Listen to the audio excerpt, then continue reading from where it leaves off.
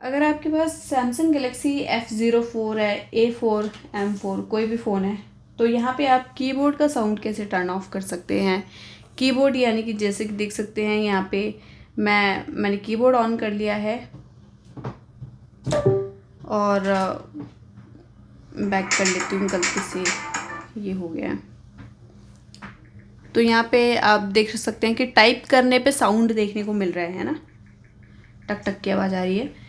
तो ये साउंड कैसे बंद कर सकते कीबोर्ड का, तो इसके लिए आप जाएंगे बैक और जाएंगे सेटिंग पे, साउंड एंड वाइब्रेशन पे क्लिक करेंगे और स्क्रॉल करके जाएंगे system sound and vibration control पे। इसके बाद यहाँ पे आपको साउंड का ऑप्शन है, इसमें आप सैमसंग कीबोर्ड ये साउंड बंद कर देंगे। इसके बाद यहाँ पे सैमसंग कीबोर्ड ये वाला जो वाइब्रेशन का ऑप्शन है ये ऑन मिलता है, तो इसको भी बंद कर देंगे। तो ये वाइब्रेशन यहाँ से बंद हो जाएगा, साउंड यहाँ से बंद हो जाएगा, ठीक है। और भी यहाँ पे साउंड के ऑप्शन है, आप चाहो तो बंद कर सकते हैं, डायलिंग वाले और फिर नेविगेशन वगैरह वाले।